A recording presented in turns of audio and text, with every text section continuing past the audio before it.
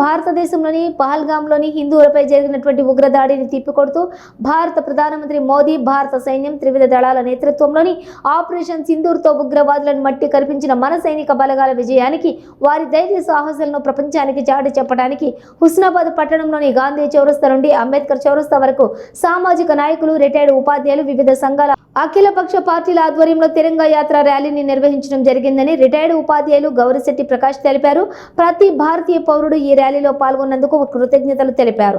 ఈ కార్యక్రమంలోని బీఆర్ఎస్ నియోజకవర్గం అధికార ప్రతినిధి ఐలేని మల్లికార్జున రెడ్డి, మాజీ కౌన్సిలర్లు గాదెపాక రవీందర్, పేరుక భాగ్యరెడ్డి, దొడ్డి శ్రీనివాస్, బీజేపీ హుస్నాబాద్ పట్టణ అధ్యక్షులు బత్తుల శంకర్ బాబు, బీజేపీ నాయకులు కొత్తపల్లి అశోక్, బొమ్మగాని సతీష్, గోళ్లపల్లి వీరాచారి, వరియోగుల అనంతస్వామి, వెల్దండి సంతోష్, తగరం లక్ష్మణ్, నారోజు నరేష్, ఆసడపు శ్రీనివాస్, భువనగిరి రాజేష్, బానుతో అనిల్ నాయక్, బీఆర్ఎస్ నాయకులు కప్ప జయప్రకాష్ రెడ్డి, వికాస్, ఉపాధ్యాయులు మోహన్ రెడ్డి, సత్యనారాయణ రెడ్డి, న్యాయవాది మిట్టపల్లి ఎల్లారెడ్డి, నాయకురాలు కోడూరి శ్రీదేవి, వివిధ సంఘాల నాయకులు, అఖిలపక్ష నాయకులు తదితరులు పాల్గొన్నారు. ప్రతి చిన్న నుండి పెద్ద వరకు చూసి ప్రతి ఒక్క హిందువు రక్తం ఉడికేటట్టు అయింది. అందుకు చాలా సంతోషం. ఎందుకంటే ప్రతి వాళ్లకు ఇది రాంగు అని తెలిసింది, చెప్తే చేసేది కాదు. అందుకు ప్రతి ఒక్క భారతీయుడు ముందుకు వచ్చి తన వంతు సహాయం చేస్తానని ముందుకున్నారు.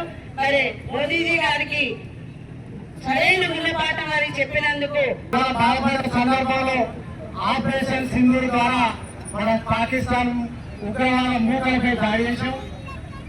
ఈ సందర్భంగా మన దగ్గర కూడా అమాయక ప్రజలు కొంతమంది చనిపోయారు. అక్కడ కూడా పాకిస్తాన్ కూడా దాదాపు 300 నుంచి 400 మంది ఉగ్రవాదులు చనిపోయినట్టు కూడా వివిధ వార్తా సంస్థలు ప్రకటన చేయడం జరిగింది. కానీ నేను ఒకటి చెప్తామని, ఈరోజు ఆపరేషన్ సింధూర్ అనేది ఆపవలసిన కొంచెం ఆ సందర్భం చాలా బాధాకరం. మన దేశం తలపెట్టిన అలాగే మన సైనికులు పోరాడిన విరోచితమైనటువంటి పోరాటానికి మొదటిగా హుస్నాబాద్ గౌరవ సమాజం పక్షాన మనం ర్యాలీని గాంధీ చౌరస్తా నుంచి అంబేద్కర్ చౌరస్తా వరకు నిర్వహించుకున్నాం. ఇదే రీతిలో హుస్నాబాద్ అనేక కార్యక్రమాలు ఇక్కడ గౌరవ సమాజం నిర్వహిస్తూ ఉన్నది.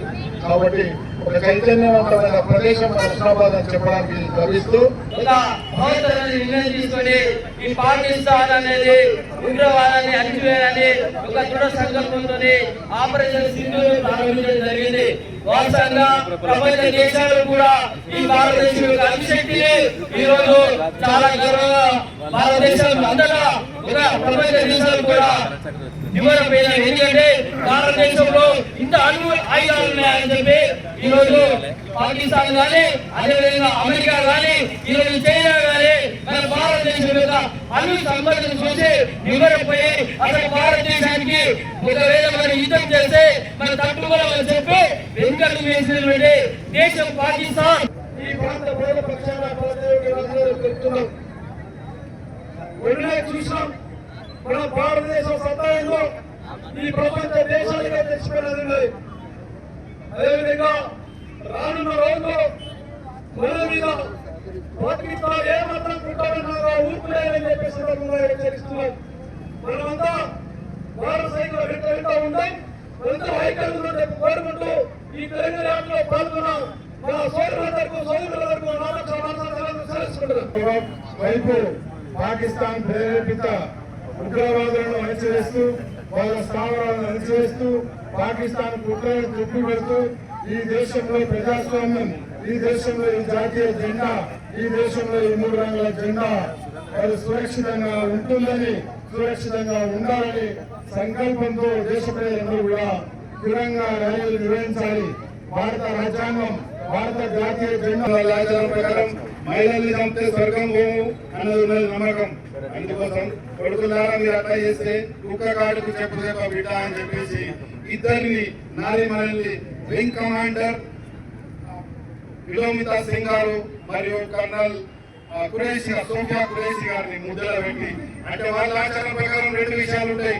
ఒకటి మహిళల్ని చంపితే నరకం పోతాం, లేదంటే మహిళల చేతుల్లో చనిపోతే నరకం పోతాం అనేది వాళ్ళ నమ్మకం. కొడుకులారా మీ నమ్మకంతో తగ్గట్టు కుక్క కాడుకు చెప్పుదేప ఉండాలన్న ఆలోచనతో మోడీ గారు ఒక నిర్ణయం తీసుకొని ఇద్దరు సోదరులను ముందు పెట్టి వాళ్ళని దండించడం జరిగినది.